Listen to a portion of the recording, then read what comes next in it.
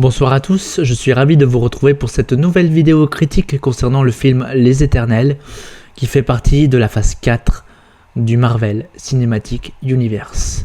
Ça se voit peut-être pas ici, mais je suis totalement crevé, car je suis rentré il n'y a pas si longtemps que ça de la séance qui a débuté à 20h15. Et je précise tout de suite, c'est totalement spoiler. J'étais franchement bluffé. J'aime être surpris quand je vais voir un film au cinéma, ça a été le cas. Ce que je peux dire, c'est que voilà, les personnages très bien exploités. J'ai vu que c'est dirigé par Chloé Zhao. Ça a été inspiré de ce qu'elle a dit aussi. Ça a été inspiré de ce qu'a fait le Zack Snyder, qui est l'un des boss du DC Universe actuellement. Et donc elle s'est inspirée de ça pour faire son film, et franchement j'ai adoré. On aurait dit une Ligue des Justiciers à la Marvel, qui a l'air encore plus synchro que les Avengers. Même si j'adore les Avengers aussi, mais voilà, j'ai trouvé qu'ils étaient encore plus synchro. Icaris, interprété par Richard Madden, franchement magnifique. Un Superman sans cape, certes, mais incroyable. Les lasers jaunes qui lui sortent des yeux comme ça. Et puis en fait, on pensait pas, mais c'était un traître. En fait, il est manipulé. Ça m'a fait penser à, par exemple, à Man of Steel, c'est-à-dire que Zod, quand il dit à Kal-El, j'ai été programmé sur Krypton pour ça et pas autre chose. Tant pis s'il y a des morts et compagnie. J'ai eu l'impression que ça avait eu le même sens pour Icaris, car il disait j'ai été créé pour ça. Et puis absolument, il ne faut absolument pas aller dans le sens inverse. Et waouh. Après tous les personnages, voilà, on est passé partout, par presque tous les continents. On a voyagé aussi avec ça, c'était magnifique.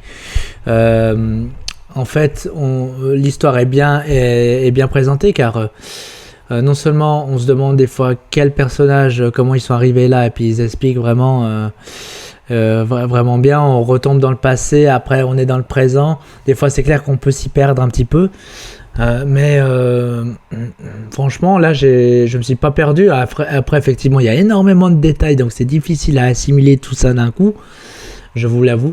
Et puis on a un speedster aussi, un speedster, c'est-à-dire une personne dotée de capacités rapides. Et c'est une femme qui est je crois peut-être pas sourde, mais muet. Et puis quand on voit, il y a la langue des signes, donc ça fait plaisir aussi à voir. On a un super héros qui fait partie de la communauté LGBT, et ça ne dérange absolument pas. Après, ceux qui ça dérange, j'ai pas de mots. Mais franchement, moi je vois pas pourquoi il faudra critiquer ça. Au contraire, moi je trouve que c'est bien de temps en temps de voir des choses différentes. Ça fait du bien. Et puis voilà, on voit qu'il y a de toute nationalité aussi. Et franchement, les effets spéciaux c'était incroyable.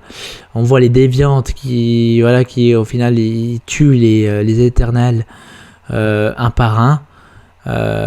Salma Hayek, qui est quand même une grande actrice, tout comme Angelina Jolie qui joue également dedans. Magnifique interprétation. Richard Madden pareil. Après il y a d'autres acteurs que je connais pas forcément, qui sont peut-être inconnus du cinéma, peut-être pas pour certains, mais peut-être pour d'autres. J'ai pas été déçu. Par contre pour les scènes, puis après en fait, si vous voulez, j'étais franchement ébloui, parce que voilà, c'est comme si, par exemple, les Éternels, ils croient en leur Dieu, comme nous, humains, on croit en Jésus et compagnie. Et Voilà, en fait, c'est le dieu, leur dieu qui leur a, qui les a créés, qui a créé les déviantes, et puis qui a dit, voilà, vous êtes programmés pour ça, pas autre chose. Vous devez faire ceci. Et puis vu que, ben évidemment, ils ont désobéi, et ben voilà, on finit par le fait qu'il a envie de rebooter vraiment leur esprit à la plupart des éternels, puisque voilà, je vois qu'ils n'ont pas tous été pris. On voit quand même que finalement les éternels ils sont là depuis très longtemps, et ils se sont assimilés aux humains.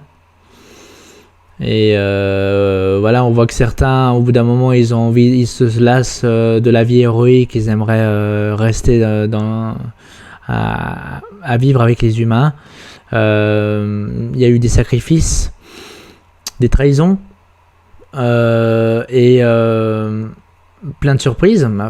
Et comment dire, les scènes post-génériques. Oh là là là là là là. Après, bon, moi, j'ai pas regardé Game of Thrones, mais j'ai reconnu tout de suite l'acteur phare de Game of Thrones. Et on voit qu'il cache un secret. Après, est-ce qu'il aura un nouveau costume? Je pense. Ben, je me dis maintenant que la plupart des Avengers sont partis, donc il faudra bien des nouveaux protecteurs. C'est en train d'arriver et j'ai hâte d'en découvrir davantage. Et par rapport à la deuxième post-générique, enfin justement avec cette scène post-générique, là où on le voit. Non, excusez-moi, c'est la deuxième post-générique. La première, je m'en souviens plus, mais si vous voulez me dire en commentaire, il n'y a absolument aucun problème. Pour ceux qui ont vu qui ont vu le film. Non, ne me dites absolument rien parce que vu que c'est totalement spoil, après certains ils n'ont peut-être pas encore vu le film. Dites-le moi une fois que le film n'est plus au cinéma, ce sera plus simple. Mais disons à part ça que voilà, le deuxième set point générique, c'est justement on voit l'acteur de Game of Thrones qui ouvre un coffre. On voit qu'il y a une épée qui est enveloppée. Tout d'un coup, on voit qu'il y a je sais pas, une espèce de truc gluant qui se balade par là et compagnie, et puis en fait, il a envie de toucher ça, ou je sais pas ce qui va se passer par la suite, mais après, tout d'un coup, il touche à peine l'épée, et puis on entend une voix qui dit, une voix de fond qui dit, est-ce que vous êtes vraiment prêt pour ça? Et moi, je me disais, non, mais j'étais dans tous mes états, je dis, non, mais c'est la voix d'un des Avengers, il me semble, mais de qui? Ou de quoi et tout? J'étais franchement perdu, je me disais, non, c'est pas possible. Waouh. J'ai hâte d'en savoir de voir le deuxième opus. C'est franchement waouh, mais il y a énormément de choses à assimiler quand même, c'est incroyable, j'ai jamais vu ça pour un film Marvel. Depuis